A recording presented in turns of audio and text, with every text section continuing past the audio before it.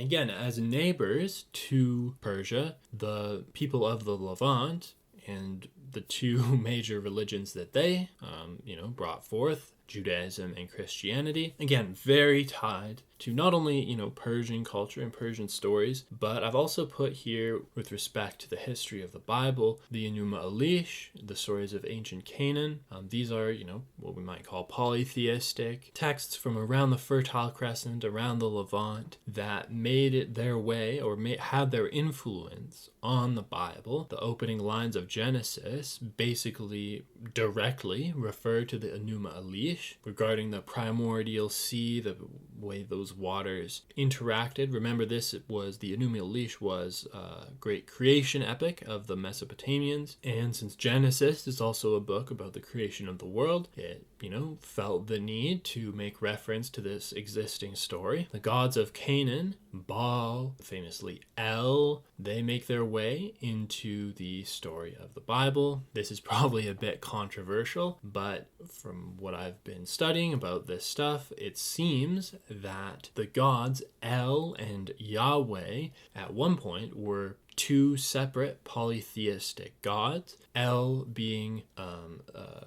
patriarchal leader of a pantheon, and Yahweh being maybe that, but also like a more warlike storm god as compared to the more compassionate character of El, to the point where if you read the Bible, and I haven't done this myself, I actually don't even have a citation for this, so take it with a grain of salt. Perhaps you can try to check for yourself, I don't know. But if you read the original Hebrew of the Bible, every place where it uses the word El or something similar, El Shaddai, to refer to God, it's talking about him as being compassionate, and any place where the word Yahweh appears to describe God, it's at least more likely that the more wrathful actions, the plagues for the Egyptians, etc., will be, the topic in those instances. Take it with a grain of salt, but certainly one way or the other, Judaism, the Bible, emerged from an existing culture of storytelling going back at that point already probably millennia. Famously, the flood myth is referred to in pre-existing texts. And then what basically seems to have happened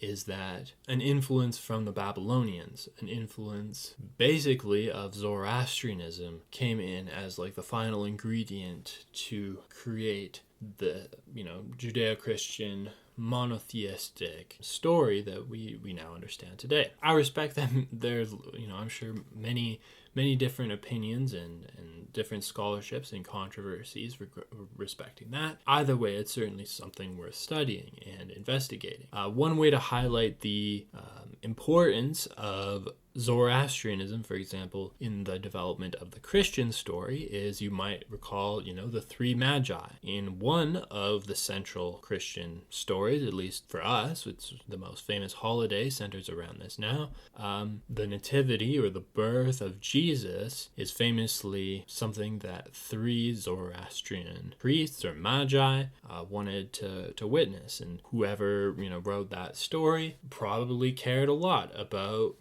paying some homage to Zoroastrianism and perhaps its influence or something like that on the Christian stories and the Christian faith. Obviously, there's a lot to get into there. I know that when it comes to studying world religions, that's often a little bit more emotionally charged for people.